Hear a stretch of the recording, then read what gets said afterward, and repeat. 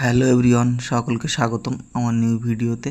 তো আজ রিভিউ করব হিমালয়া ন্যাচারাল গ্লো রোজ ফেস ওয়াশের। হিমালয়া ন্যাচারাল গ্লো রোজ ফেস ওয়াশটা ডেলি রুটিন ইউজ করলে স্কিনে ন্যাচারাল গ্লো চলে আসে এবং স্কিনে থাকা পলিউশন এবং ডার্কনেস এবং স্কিনে থাকা এক্সেস অয়েলকে পুরোপুরি রিমুভ করে এবং এই ফেস ওয়াশটা ইউজ করলে স্কিনের ইমপিউরিটিস এবং ডালনেসকে পুরোপুরি রিমুভ করে এবং স্কিনকে ন্যাচারাল গ্লো আনে।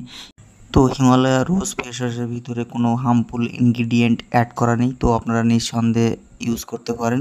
এবং এই প্রোডাক্টের ভিতরে প্যারাবিন এবং সিলিকন ফ্রি প্রোডাক্ট, তো নর্মাল আপনারা ইউজ করতে পারবেন এবং কম বেশি সকলেই ইউজ করতে পারবেন এবং লেডিস জেন্টস উভয় ইউজ করতে পারেন। এখানে ফুল ইনগ্রিডিয়েন্টস ডিটেলস দেওয়া আছে এবং এই প্রোডাক্টটা প্রস্তুত করা হয়েছে অ্যাকোয়া অ্যামোনিয়াম সালফেট এবং আরও বিভিন্ন রকম ইনগ্রিডিয়েন্টের মিশ্রণে। তো আপনারা নর্মালি ইউজ করতে পারেন, খুবই ভালো রেজাল্ট পাবেন এবং বড় থেকে ছোট সকলেই কম বেশি ইউজ করতে পারবেন। খুবই ভালো প্রোডাক্ট এবং এই প্রোডাক্টটা আপনারা গলায় এবং ফেজে অ্যাপ্লাই করতে পারবেন।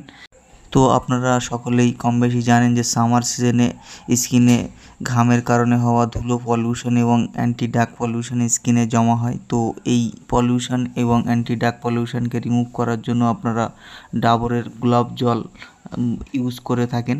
তো সেক্ষেত্রে 80% কাছাকাছি পলিউশন ক্লিয়ার হয়, কিন্তু এই হিমালয়া রোজ ফেস ওয়াশটা আপনারা ইউজ করলে স্কিনের 95% পর্যন্ত পলিউশনকে রিমুভ করে।